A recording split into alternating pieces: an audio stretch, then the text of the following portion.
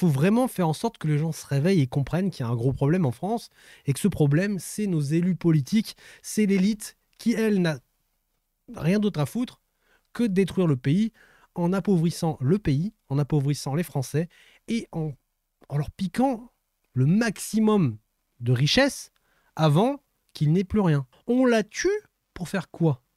Pour autoriser derrière des entreprises à créer des céréales de synthèse et de la viande génétiquement modifiée qui pousse en laboratoire. C'est de la chimie pure et dure. On va bouffer des tissus de pseudo-viande synthétique qui ont poussé dans une chambre de pouce. Qu'est-ce qui va se passer? Les gens déjà n'achètent plus trop d'immobilier. Mais les gens qui vont acheter, ils vont dire quoi? Je fais plus de travaux, c'est bon. Ça me coûte de l'argent à l'entrée, ça me coûte de l'argent pendant et ça me coûte de l'argent à la sortie. Niquez vos mères. C'est bon, quoi. Les vaches à lait, il y en a marre. Clairement, elle est en mode survie, comme beaucoup d'entreprises. Et à côté de ça, voilà, c'est normal. Oui, allez, vas-y, achète des stylos, des conneries, vas-y, dépense du fric, sans compter, évidemment, sans compter. Et puis on verra bien comment ça se passe dans quelques années, quand il n'y aura plus de fric. On trouvera encore, on trouvera encore. On ira vendre le chien du voisin, on ira bouffer le chat, on ira vendre la grand-mère, on autorisera la prostitution, on fera travailler les enfants. Bref, on trouvera. Il n'y aura pas de problème, on trouvera. Sur une année, ils ont dépensé 155 milliards d'euros dans des fournitures. Comme il dit, dans des stylos, des conneries dans le genre. Tu te fous de ma gueule?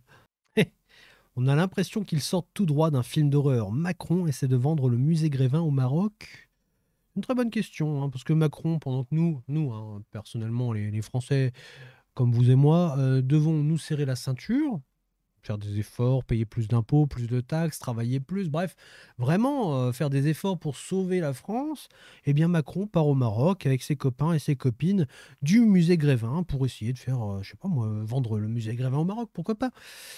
Je sais pas ce qu'il fout là-bas. Je pense qu'on ira voir tout à l'heure, mais globalement, c'est super. C'est du Macron tout craché. Faites ce que je dis, mais pas ce que je fais.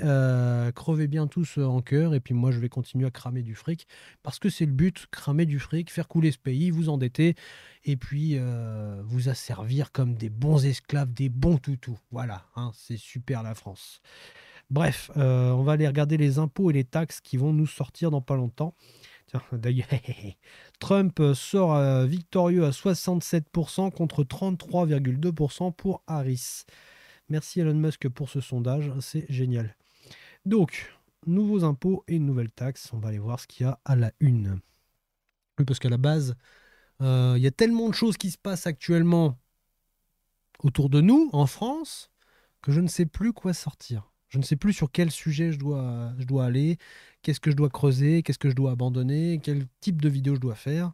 J'aimerais faire de la vidéo sur l'investissement et croyez-moi, pour ceux qui sont sur cette chaîne pour l'investissement, pour l'indépendance financière, je vous jure que dès que la situation est un petit peu plus claire, un petit peu plus calme en France, je reprends le rythme et je reprends la formation. En attendant, ce qui se passe, c'est qu'on a un État et surtout un gouvernement qui n'a de cesse de vouloir augmenter les taxes et les impôts. Il crée des nouvelles taxes, il crée des nouveaux impôts, et l'un dans l'autre, c'est toujours le Français qui va payer.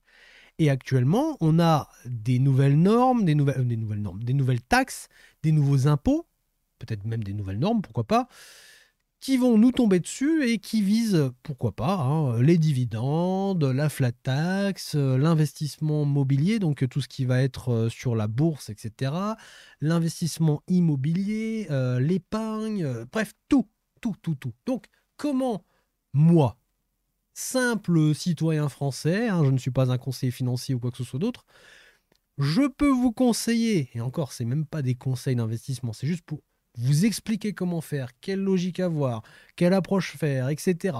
Comment moi je peux vous aiguiller dans vos investissements si je ne sais même pas moi-même à quelle sauce on va être mangé demain.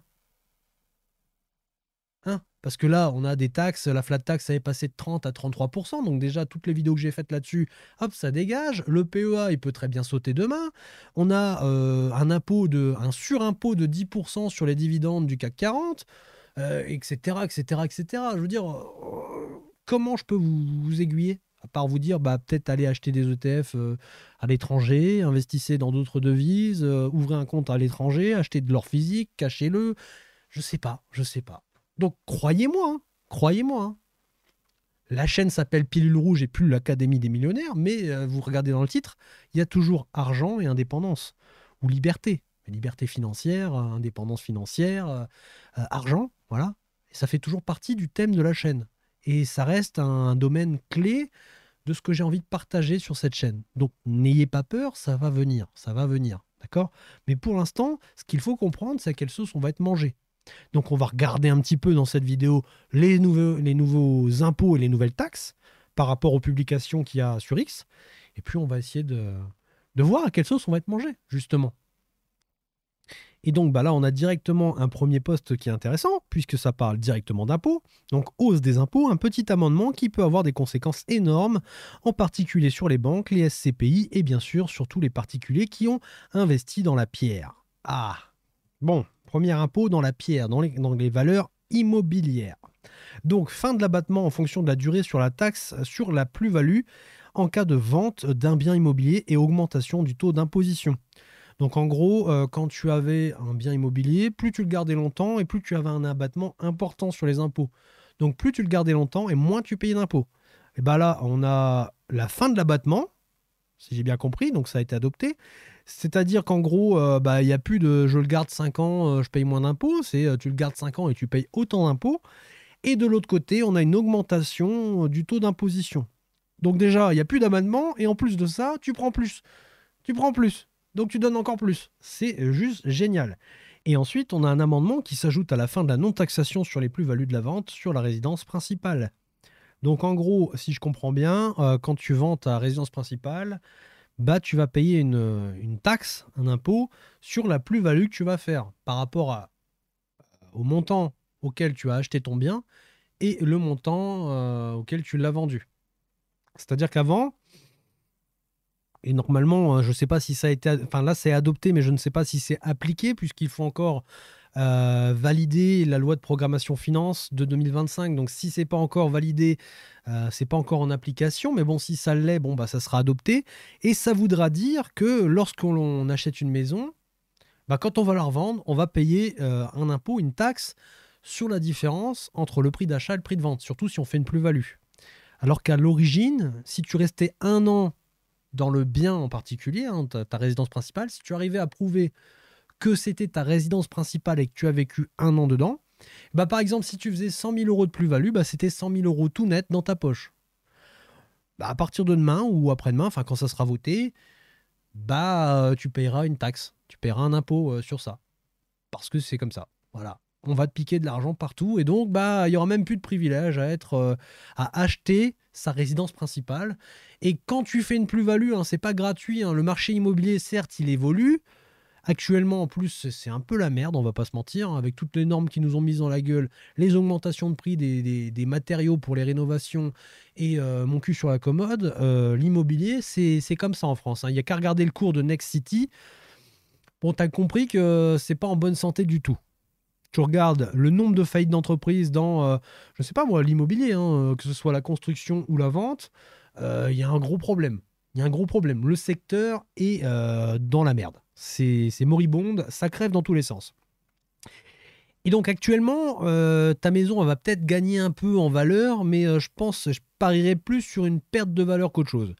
Mais bon, soit, on va repartir dans l'hypothèse où dans 5 ans, le marché immobilier repart. Il repart, tout va bien, la France est repartie de bon pied, la vie est belle, le cours immobilier monte. Donc toi, tu achètes ta maison et tu fais une plus-value de 100 000 euros. Bon, bah, c'est génial si au bout de 5 ans, tu revends ta maison et tu as gagné 100 000 euros. Parce que le marché est florissant, parce qu'il y a une grosse demande, et donc le prix augmente. C'est pas mal. Sauf que, en règle générale, ça monte pas de 100 000 euros en claquant des doigts. D'accord? C'est-à-dire que tu as acheté un bien immobilier déjà qui était peut-être en dessous du prix du marché, pour commencer. Donc ça peut jouer sur le prix de vente et donc la plus-value. Et ensuite, tu as souvent des rénovations derrière. Tu refais la déco, tu rénoves le truc parce que c'est en état insalubre ou il y a des choses à faire et donc c'est pour ça que tu as réussi à négocier un prix qui est très avantageux. Et donc tu vas investir de la caillasse. Et tu n'investis pas comme en 2015 ou 2010, d'accord? Les prix ont tellement augmenté que c'est x2, x3. Donc, tu injectes de la caillasse dans ta baraque. Et la plus-value que tu vas faire derrière, bah, elle n'est pas gratuite, c'est parce que tu as amélioré ton bien. Et les gens qui vont l'acheter derrière, ils vont dire waouh, c'est magnifique, il n'y a plus rien à faire, tout est beau, tout est propre, c'est impeccable. Bah, je suis prêt à mettre tant parce que c'est impeccable. J'ai juste à poser mes valises, c'est impeccable. Donc, bon, bah, allez, j'ai les moyens, on y va. Derrière ça, tu vas payer une taxe sur ta plus-value, alors que tu as payé les travaux, tu as payé de la TVA, tu as peut-être payé de la main-d'œuvre, donc tu as payé de la charge patronale, parce que les gens qui viennent travailler, c'est sûrement des salariés d'une entreprise, ou alors même le patron lui-même qui est peut-être dans une autre entreprise, ou je ne sais pas, bref, tu payes des salaires, tu payes des charges, tu payes des fournisseurs, tu payes plein de choses. Cet argent-là, tu l'as pas volé, d'accord? Cette plus-value-là, tu l'as pas volée. Tu l'as mérité. Et tu l'as mérité à la sueur de ton front, parce que derrière, l'argent, il tombe pas du ciel non plus. Tu vas travailler, tu te lèves tous les matins, tu vas travailler, tu échanges ton temps contre de l'argent, tu échanges ta liberté contre de l'argent. Bref, tu travailles. Tu vas t'endetter auprès d'une banque, tu vas lui demander un prêt pour faire des travaux, etc. Déjà, tu vas t'endetter auprès de la banque, ne serait-ce que pour acheter ta baraque. Donc tu fais un crédit pour l'acheter. Baraque, appartement, studio, bref, le bien immobilier en question. Tu vas investir dedans. Donc tu vas à la banque, tu lui demandes de l'argent, elle va te demander des documents, elle va vérifier si tu es solvable, si tu as les capacités de rembourser, si tu es, un bon client. Ensuite, elle va te prêter de l'argent, elle va te dire, bon, bah, c'est tant, hein, c'est taux, je te donne tant, mais il y a un taux d'intérêt à respecter, tu vas me donner tant, et à la fin, la maison, elle va te coûter peut-être 25, 30, 40, 50 000 euros de plus que le prix qui est affiché sur le prix de vente. D'accord? Donc déjà, tu as perdu de l'argent, parce que tu rembourses la banque. Hein, tu payes des intérêts là-dessus, donc tu perds de l'argent.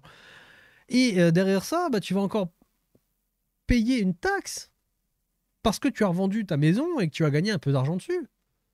Mais cet argent-là, il rembourse peut-être juste les travaux et la main-d'œuvre. C'est tout. C'est peut-être juste ça, en fait, la prise de valeur. Bah, on va encore te punir. C'est-à-dire que, qu'est-ce qui va se passer? Bah, les gens, déjà, n'achètent plus trop d'immobilier. Mais les gens qui vont acheter, ils vont dire quoi? Bah, je fais plus de travaux, c'est bon. Ça me coûte de l'argent à l'entrée, ça me coûte de l'argent pendant et ça me coûte de l'argent à la sortie. Niquez vos mères. C'est bon, quoi. Les vaches à lait, il y en a marre. Donc, je ne sais pas si ça va être adopté, à quel niveau ça va être adopté, mais là, elle fait que, bon, bah, tu vas raquer, mon frérot. Tu vas raquer. Alors, il y aura peut-être des conditions, hein, ça ne va peut-être pas toucher tout le monde. Mais bon, les textes de loi sont tellement flous que, bon, hein, sur un malentendu, allez, tu payes, mon frérot. Et puis l'année d'après, on va durcir un peu la règle. Maintenant qu'elle est ouverte, la porte, on va la défoncer. On va rentrer dedans, mais au char d'assaut. Et à la fin, bah, ça vaudra même plus le coup d'acheter de l'immobilier. Donc, un peu comme l'agriculture où on tue les agriculteurs les uns après les autres, on tue l'élevage les uns après les autres pour vider littéralement la France de sa capacité à créer de la nourriture, à avoir une indépendance alimentaire, on la tue pour faire quoi? Pour autoriser derrière des entreprises à créer des céréales de synthèse et de la viande génétiquement modifiée qui pousse en laboratoire. C'est de la chimie pure et dure. On va bouffer des tissus de pseudo-viande synthétique qui ont poussé dans une chambre de pouce. Voilà pourquoi on tue nos agriculteurs. Pourquoi on tue nos éleveurs. Pour nous faire bouffer de la merde, soit pas chère, hein, qui viennent des pays voisins. Parce que alors ça, le Mercosur et tout le bordel, il n'y a pas de problème. Hein. Le jour où ça sera signé, tous ces poulets, tout le riz et tout le bœuf qui va arriver, je crois que c'est 220 000 tonnes de poulet, c'est 90 000 tonnes de bœuf, je ne sais plus combien de tonnes de riz, etc., de céréales, qui vont arriver chaque année sur nos terres. Donc ça, nos éleveurs, ils ne peuvent pas rivaliser. C'est impossible. Les éleveurs, les agriculteurs vont crever. C'est impossible de faire autrement. Ces pays-là n'ont pas de normes ou très peu. Ils ont un coût du travail qui est très bas. Bref, tu vas te retrouver avec des produits sur l'étal qui vont valoir que dalle. Et à côté de ça, tu as du produit made in France avec toutes les taxes et les charges made in France. Le coût du travail made in France qui sera, je sais pas moi, peut-être 15-20 fois plus cher. Le client qui a plus d'argent parce qu'il subit comme tout le monde la crise, la dette qui a été créée par nos élites, ils la subissent. Ils ont une baisse du pouvoir d'achat. Donc, ce qu'ils font quand ils sont devant l'étal, ils vont pas se dire bon, moi, je vais consommer Made in France. Je vais consommer Made in Mercosur ou mon cul sur la commode. Le truc le moins cher. Le truc qui va faire que je vais pouvoir vivre jusqu'à la fin du mois sans claquer du bec parce que j'ai plus rien à bouffer. Il est là le problème. Et tout se rejoint en fait quand tu y réfléchis. Pourquoi ils appauvrissent le pays? Mais tout se rejoint. Et même l'immobilier. L'immobilier, ils font quoi? Ils empêchent, ils dégradent le titre de propriété, le droit à la propriété. C'est un droit fondamental qui est écrit, qui est défendu par la Constitution française. La Constitution de 1789. Oui, c'est ça, oui, 1789, la Constitution des droits de l'homme. Dedans, c'est bien écrit que la propriété est un droit sacré et inviolable. Bah aujourd'hui, la propriété, ça devient un torchon avec lequel tu peux t'essuyer le cul, parce que mon frérot, la seule chose que ça va faire, c'est que ça va te coûter de l'argent. Tellement d'argent que ça devient inintéressant d'acheter. Et quand on pourra plus acheter? Quand il y aura plus que des ruines sur la terre française? Parce que les gens qui vont continuer à acheter, croyez-moi qu'il y a un moment donné, ils vont arrêter de faire des travaux. Ils vont arrêter. On va avoir des bâtiments qui vont devenir de la merde.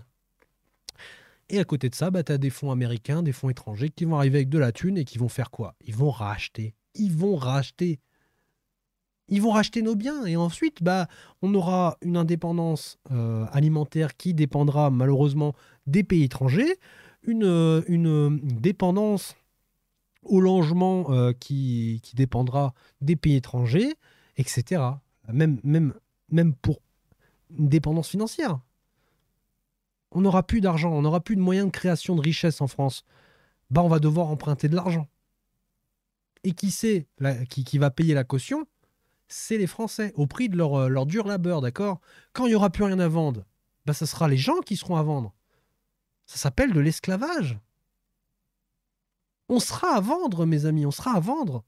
Quand il n'y aura plus d'entreprise pour créer de l'argent, bah, croyez-moi qu'on va travailler pas cher, mais on va travailler dur. Hein, on va travailler très dur pour continuer à éponger les conneries de nos élites qui veulent voir le pays s'effondrer.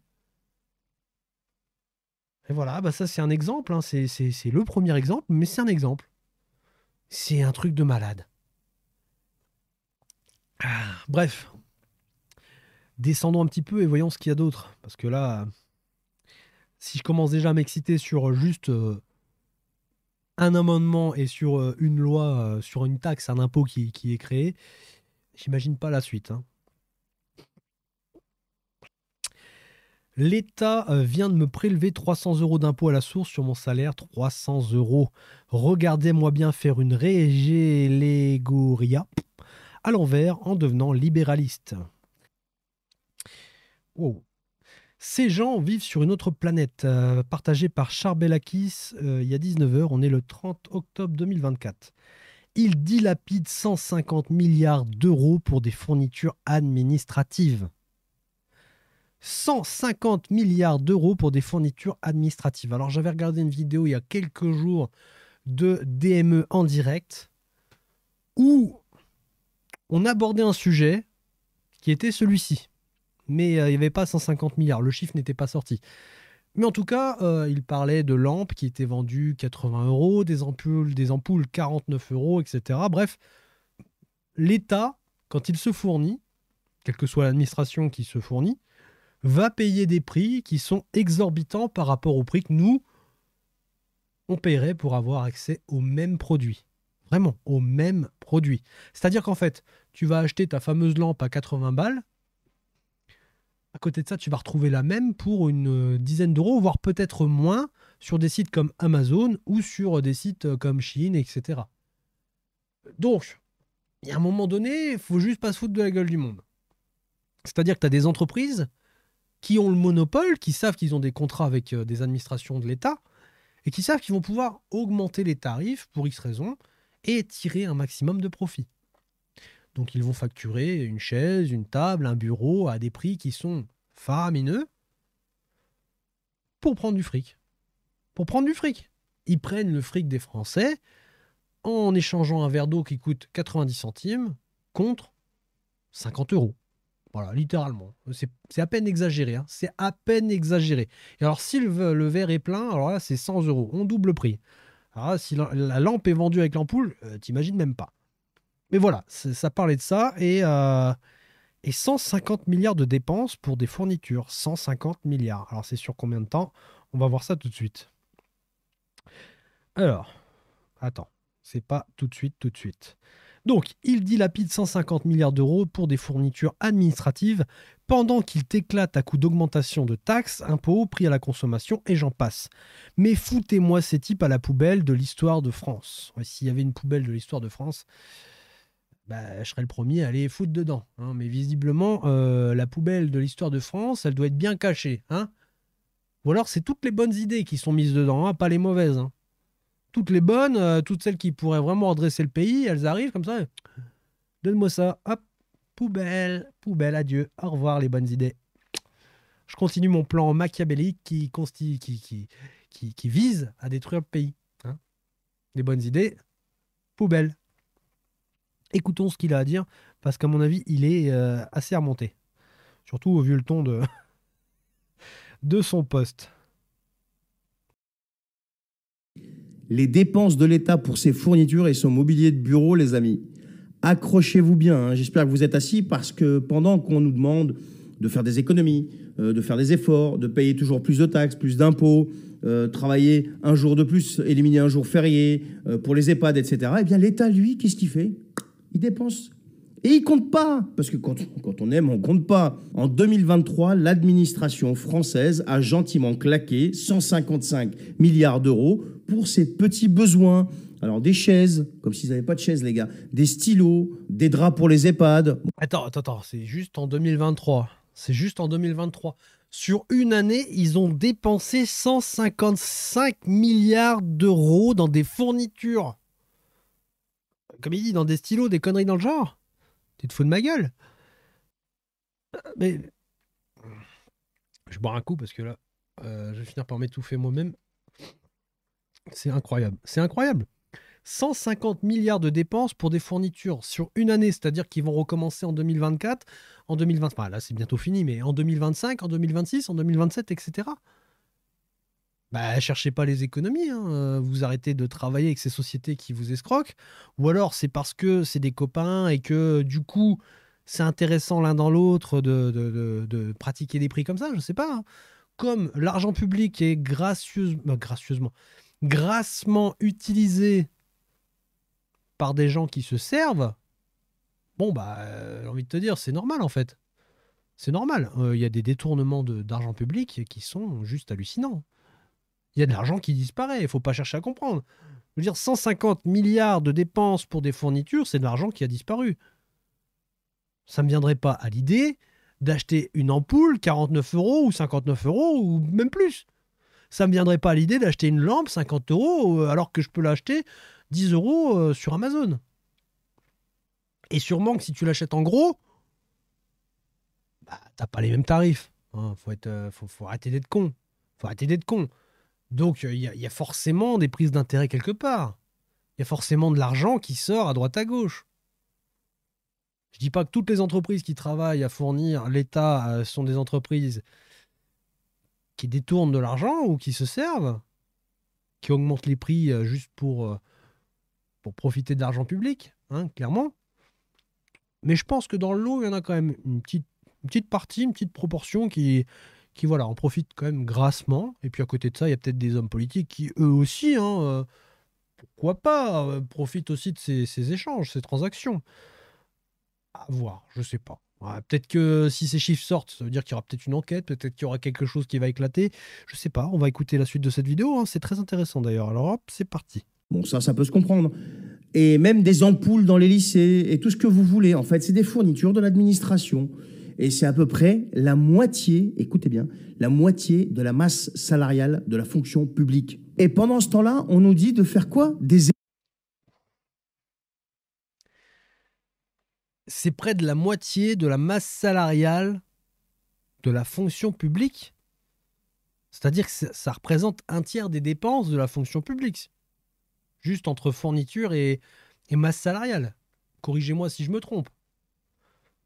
Mais Mais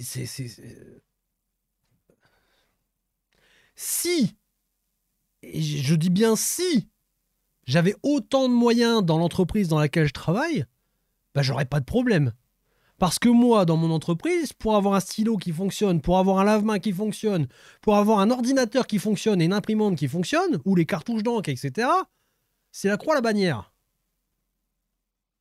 Les mecs, il y a un truc qui pète, il y a un tuyau à changer, ils vont attendre 2 ans ou 3 ans pour te changer le tuyau.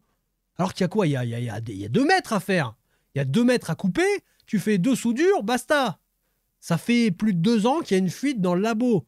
Il y a une fuite d'eau qui est en train de ronger le mur, qui est en train de le rouiller, qui est en train de le détruire, qui est en train de creuser dans la tôle, qui est pourtant peinte, protégée, etc. Parce que ça coûte cher. Il y a un chauffe-eau, on a attendu qu'il claque. Il a explosé le chauffe-eau. Explosé. Un jour on est arrivé, il y avait de la vapeur dans tous les sens. On aurait cru qu'il y avait un incendie. Explosé. Et même là, on était en train de négocier. On n'avait plus d'eau chaude. On se lavait les mains avec une bouilloire. Imaginez le nombre de bouilloires qui a tourné, hein, H24 pour nettoyer les couteaux, les mains et tout. Un délire. Et les mecs, ils étaient encore en train de négocier parce que ça coûtait cher. Et à côté de ça, t'as des mecs qui dépensent 150 milliards sur une putain d'année. Ça représente un tiers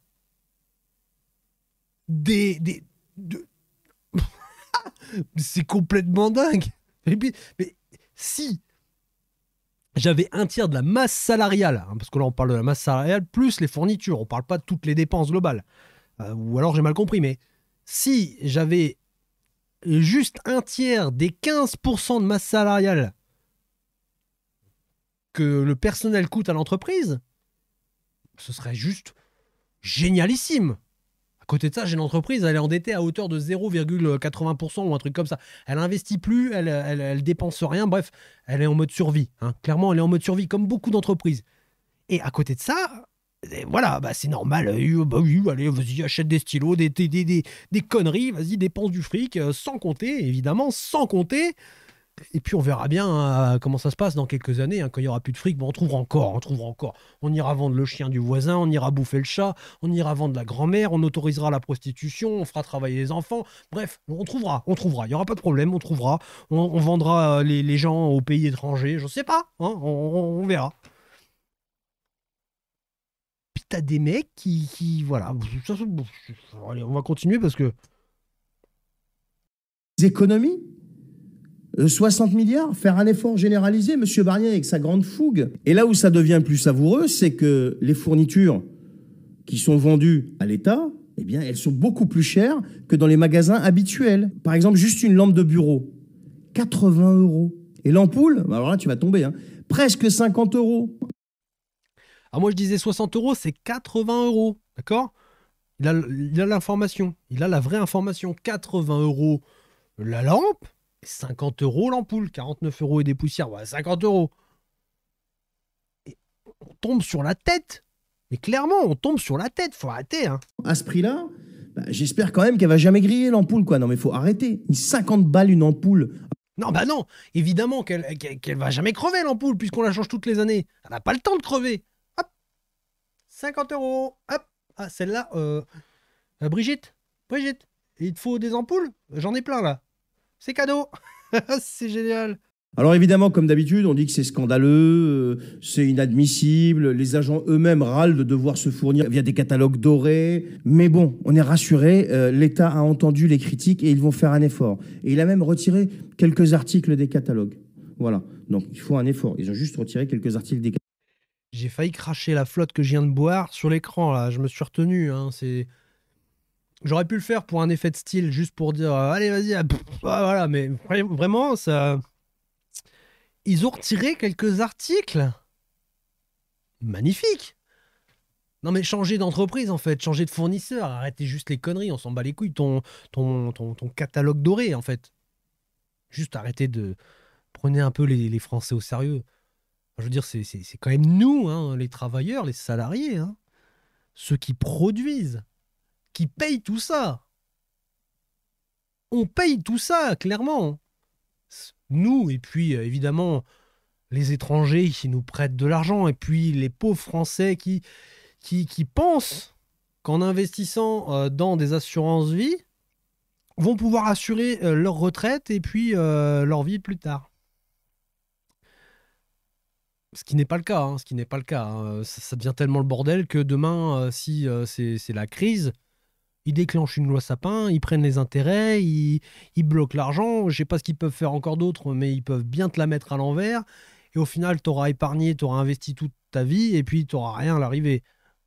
Mais bon, bref, c'est les gens qui travaillent, qui se lèvent chaque matin pour aller travailler pour survivre, payer leurs factures, leur nourriture, leur logement, leurs vêtements, leur éducation, etc. Et les gens qui te prêtent de l'argent, qui te font vivre. Donc respecte-les un petit peu. Arrête de claquer du fric n'importe comment. Sinon, bah j'en reviens toujours à ce que je dis, hein, pour moi, la situation dans laquelle on est, elle est créée délibérément. Elle est créée délibérément. On veut couler le pays et le meilleur moyen de le couler, c'est de tout cramer. Donc on commence par cramer les billets. On achète n'importe quoi, mais vraiment n'importe quoi à n'importe quel prix. Du moment que ça coûte cher, du moment que le pognon flambe, il n'y a pas de problème. Allez-y, on ouvre les vannes et faites-moi cramer tout ça. Pas trop quand même, parce qu'il ne faudrait pas trop alerter le peuple. Étape par étape, on va gratter, n'hésitez pas, hein, si vous avez des idées, si c'est des bonnes idées, hein. Quand je dis des bonnes, c'est pas celles qui vont sauver le pays et réformer tout ça. Non, non, c'est des idées qui vont proposer des idées qui vont cramer du fric. N'hésitez pas, je suis preneur. Mais ils vont cramer, ils vont tout cramer. C'est ce qu'ils font. Ils sont en train de tout cramer. C'est voulu tout ça. Catalogue. Alors vous pourrez me dire, oui, mais nous, ça va changer quoi dans notre vie? Mais en fait, ce qui change dans ta vie, c'est que 155 milliards de dépenses, on te demande 60 milliards à aligner en face, quoi. Barnier, il a été expliqué que bon, un tiers de ces 60 milliards, c'est juste impôts et taxes. Et le fisc, il dit que non, en fait, c'est l'inverse, c'est 2 tiers, plus de 2 tiers, 70%, ça concerne les impôts et taxes. Donc voilà, on nous demande des petits efforts qui en réalité sont des grands, à hauteur de 60 milliards. Pour le budget 2025, et l'État, lui, se fait plaisir avec des fournitures et des meubles version grand luxe, quoi, tu vois, sur des sites qui sont beaucoup plus chers qu'ailleurs. Et encore, là, on parle que de ça. Il y a certainement d'autres choses qu'on ignore. 155 milliards pour des fournitures. C'est une folie. Mais bon, ça va, le peuple continue de faire dodo. Tant que ça va bien, tant qu'il y a du pain et des jeux, tout va bien. Allez, bonne journée. C'est exactement ça. Tant que le peuple fait dodo, tout va bien. C'est pour ça qu'il y a quelques secondes, je disais, cramer le fric, mais pas trop. Hein. Faudrait pas que le peuple se réveille. Parce que tant qu'il dort, tout va bien. Tant que le peuple reste couché, un peu comme un chien qui serait dressé au combat. Un chien qui serait menaçant, mais qui dort. Tant qu'il dort, tu risques rien. S'il commence à lever la tête et à grogner, tu te dis, bon, va chercher un nonos, donne-lui sa gamelle, fais-lui faire un petit tour, apporte-lui une femelle, fais-lui faire sa crotte, et laisse-le se coucher. Hein. Laisse-le se reposer, laisse-le se rendormir. Et une fois qu'il dort, tu l'en papa out. Hein. Mais vraiment, comme il faut. Mais tant qu'il dort. Hein. Dès qu'il lève la tête, les oreilles et qu'il monte les crocs, tu arrêtes. Mais globalement, c'est ça. Hein. Les Français sont endormis. Et malheureusement, ceux qui sont éveillés, ceux qui comprennent, bah, ils n'ont pas le choix d'attendre, en fait. On n'a pas le choix d'attendre que quelque chose se passe. Il faut une étincelle. Il faut qu'il y ait quelque chose qui se passe dans la société qui fasse que tout le monde se lève, tout le monde se réveille, que les gens se réveillent, littéralement, qu'ils s'informent, qu'ils comprennent à quel point ils se sont fait avoir par la propagande, à quel point l'État les a sucés jusqu'au bout, et à quel point, s'ils ne se bougent pas, ils n'auront plus rien, si ce n'est le droit d'aller travailler pour rien. Pour rien. Juste le droit de se loger quelque part, sans se chauffer, évidemment. Changer ses vêtements une fois de temps en temps parce que bah, ça coûte cher de faire tourner une machine à laver, ou ne serait-ce que d'acheter des vêtements, manger peut-être un repas sur deux, parce que bah, ça coûte cher de manger tous les repas, donc on va sauter un repas sur deux, etc. Enfin bref, vous avez compris l'idée, quoi. C'est de la survie. De la survie. Donc si vous ne voulez pas vous retrouver à survivre, bah, dès qu'il y aura un mouvement, une étincelle qui va faire exploser la poudre, bah, faut pas hésiter à refoutre de l'huile sur le feu. Hein. D'accord, il faut vraiment faire en sorte que les gens se réveillent et comprennent qu'il y a un gros problème en France et que ce problème, c'est nos élus politiques, c'est l'élite qui, elle, n'a rien d'autre à foutre que de détruire le pays en appauvrissant le pays, en appauvrissant les Français et en leur piquant le maximum de richesse avant qu'il n'ait plus rien. Clairement, hein, si le but, c'est de foutre la France à genoux et de faire en sorte que les Français soient plus pauvres que pauvres, bah autant que cet argent, il finisse dans leur poche. Sans déconner. On va pas le donner aux étrangers, autant le prendre. Hein. Quand je dis aux étrangers, c'est aux gens qui vont investir dans ton pays. Donc, et encore que, hein, vu que tout le monde, c'est porte ouverte, tout le monde peut venir chez toi, c'est cadeau. Prenez mes frères, c'est la fête du slip, c'est les gens qui travaillent qui payent. Mais bon, ça c'est un autre sujet, c'est une autre vidéo. Mais globalement, hein, tant qu'à faire, autant que ce soit dans les poches de ceux qui dirigent. Ah, mais quand on voit comment ils se servent et comment ils sont payés tous les mois, bah, t'inquiète pas qu'ils sont bien. De toute façon, à partir du moment où t'es millionnaire, j'ai envie de te dire, c'est que t'as quand même une belle vie. Moi, je suis pas millionnaire, hein, j'aimerais bien. Hein. Clairement, j'aurais pas le même style de vie et de toute façon, je serais pas en France. Clairement, j'aurais peut-être même renoncé à la nationalité française parce que si je vous invite vraiment à aller voir la vidéo, celle-ci, hop. Donc voilà, je vous invite vraiment à aller voir cette vidéo-là parce que dans cette vidéo-là, je vous explique pourquoi avoir la nationalité française quand on veut s'expatrier et profiter de son argent et surtout le protéger de cet état glouton qui n'hésitera pas à tout cramer. Eh bien, si on s'expatrie, ça ne sert plus à rien. C'est-à-dire qu'en fait, si tu as la nationalité française, ils vont venir te chercher, ils vont te dire, hé, frérot, t'as beau être parti à l'étranger, tu vas quand même payer en France. Parce qu'il ne faut pas déconner, nous, on a besoin de thunes, on veut ta thune, donc tu vas payer. Et si tu vas créer de la richesse ailleurs, bah nous, on va payer l'impôt que tu aurais dû payer à ce pays-là en te faisant un crédit d'impôt. Par contre, toi, tu vas payer la différence de ce que tu as pas payé en France et ce que tu aurais dû payer là-bas. Enfin bref, l'impôt que tu aurais dû payer si tu avais travaillé et créé cette richesse en France, alors que tu l'as créée dans un autre pays, d'accord? Bah tu vas la payer. Tu vas la payer, cette différence. Et au final, tu n'auras aucun avantage à être parti. Donc que tu partes ou que tu restes, ça ne changera rien. Et la seule solution à ça, c'est de changer de nationalité, de renoncer à la nationalité française et de prendre la nationalité du pays dans lequel tu vas aller vivre ou d'un autre pays si tu as envie d'avoir une autre nationalité. Bref, ça devient un handicap d'être français. Ça devient un putain d'handicap d'être français. On est né en France, on vit en France, on crée de la richesse en France, on se saigne pour la France. Et au final, ça devient un handicap d'être français. Est-ce qu'on ne marche pas sur la tête? On ne marche pas sur la tête. Et comment voulez-vous que je fasse des vidéos sur l'indépendance financière, sur l'investissement, sur comment quitter la rat race alors qu'on y est enfermé? Mais on y est enfermé du haut vers le bas. Il n'y a aucun moyen de s'y échapper si ce n'est de renoncer à la nationalité française, de quitter le pays et d'aller créer de la richesse ailleurs. Comment voulez-vous que je vous aide à devenir indépendant financièrement? Je n'ai pas la solution en fait. En tant que pauvre, d'accord, en partant du bas, je ne sais pas. À moins vraiment de créer une entreprise qui te permet quand même si tu es vachement taxé, même si voilà, on te saigne jusqu'à la jugulaire, enfin jusqu'à l'os carrément, et que tu arrives quand même à prendre un peu de cet argent et à l'investir, à le faire travailler et à tirer des revenus, à faire grossir un patrimoine, bah si tu es dans ce cas-là, bah ça marche. Mais par contre, si tu es le salarié lambda qui va galérer à mettre 200, 300 euros tous les mois de côté, à les investir, etc., bah quand tu vas commencer à gagner des gros revenus, parce que forcément, il y a un effet boule de neige, un effet exponentiel dans le temps. Si au bout de 10, 15, 20 ans, 30 ans, on te dit, bon, bah maintenant, tu vas donner beaucoup d'argent parce que tu touches des dividendes, parce que tu as des plus-values, parce que ton patrimoine est trop gros, bah, au final, tu seras toujours piégé dans la rat race. Si dans 10 ans, la situation n'a pas évolué et qu'on dit, bon, bah maintenant, tous ceux qui ont des actions, bah, tous ceux qui sont de nationalité française, on réquisitionne tout, on prend tout, parce que fuck le droit de la propriété, bah, ils le feront. Ils peuvent tout faire, en fait.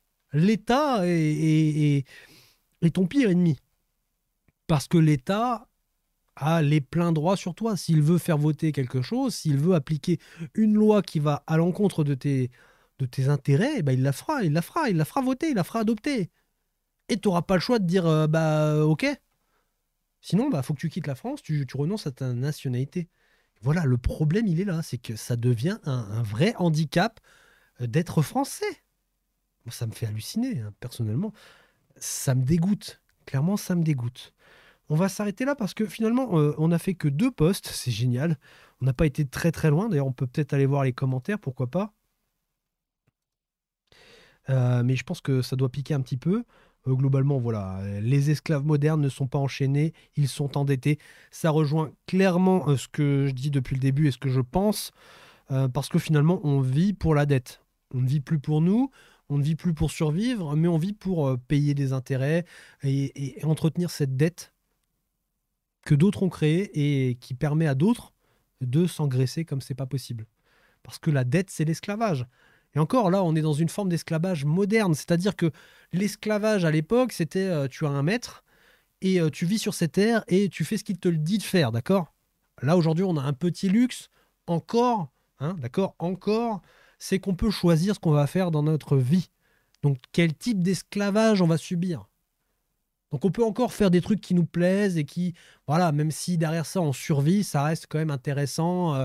Il y a de l'épanouissement, on peut changer de métier, on peut apprendre des choses, etc. Bref, ça reste quelque chose qui permet à l'esprit et au corps de se construire. Mais à côté de ça, tu restes enchaîné. Il y a des chaînes virtuelles, mais elles sont là, elles sont là.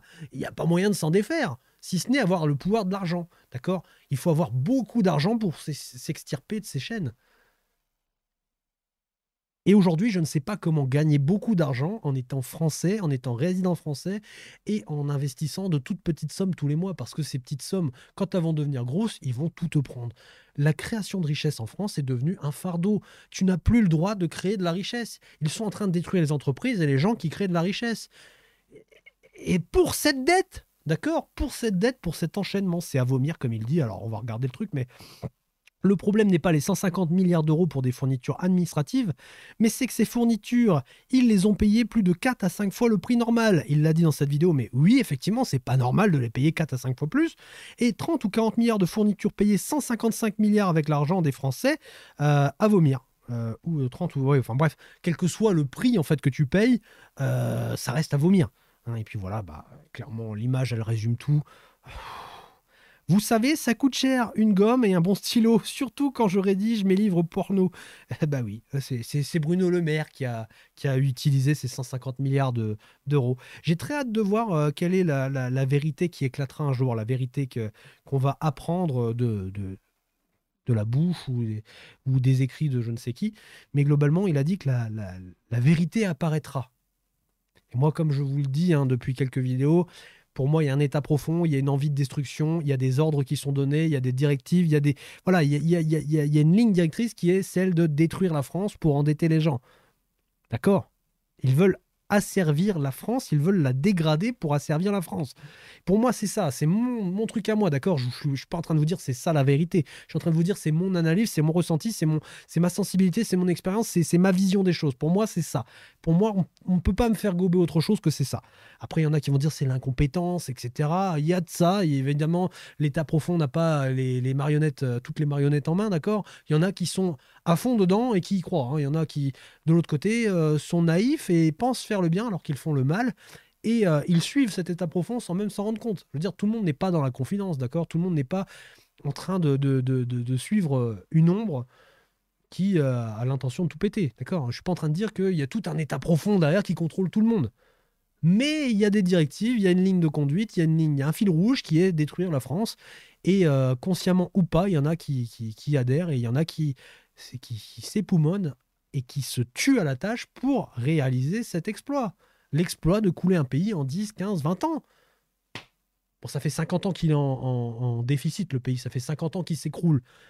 Mais pour moi, cet état profond, il est beaucoup plus jeune. D'accord? Pour moi, hein, de mon point de vue à moi, ça fait pas 50 ans qu'il y a un état profond qui veut détruire le pays. Pour moi, c'est depuis qu'il y a la mondialisation, pour moi, c'est depuis qu'il y a la financiarisation, depuis qu'on peut utiliser le pognon des autres et faire des braquages comme ça à échelle mondiale, en toute légalité, en toute impunité, et aux yeux et au su de tous, quoi. Enfin, je veux dire, pour moi, c'est ça. Pour moi, il y a, il y a, il y a, il y a- il y a que ça. Après, c'est mon truc à moi. N'hésitez pas à le marquer dans les commentaires. Mais voilà, hein, c'était un scandale avec les fournitures de guerre sous Voltaire qui s'est enrichi grâce à ça. Le BHL de son époque, alors, m'étonne toujours pas. 150 milliards de trombones et de feuilles à 4. L'État emprunte 300 milliards en 2025. La dette sera de 3500 milliards. C'est fou. C'est des fous. Oui, c'est des fous. C'est des fous. C'est des fous. Et la dette va monter à 4000 milliards. Il n'y a pas de souci. Ils vont pas l'arrêter, la dette. Elle va monter à 5000, elle va monter à 6000. Et à la fin, ça sera game over. Ça sera game over. Et je vais m'arrêter là. Je vous laisse lire les commentaires si ça vous intéresse. Parce que honnêtement, je pense qu'il y a des petites pépites là-dedans. N'hésitez pas à faire un petit arrêt sur image pendant que je vous fais la conclusion.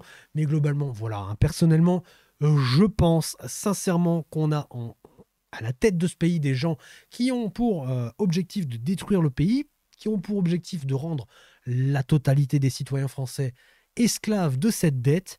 Et pour ça, ils n'ont rien d'autre à faire que de cramer du pognon et à s'en mettre plein les poches. Parce que ce pognon, hein, on ne le fout pas dans un grand feu. D'accord? Il y a des transactions qui sont faites. Il part d'une poche et il arrive dans d'autres poches. Qui sont les poches qui profitent de ça? Cherchez un petit peu, vous allez voir, vous allez être surpris. Bon, on va se quitter là-dessus. Je vous remercie d'avoir regardé cette vidéo. On en fera d'autres.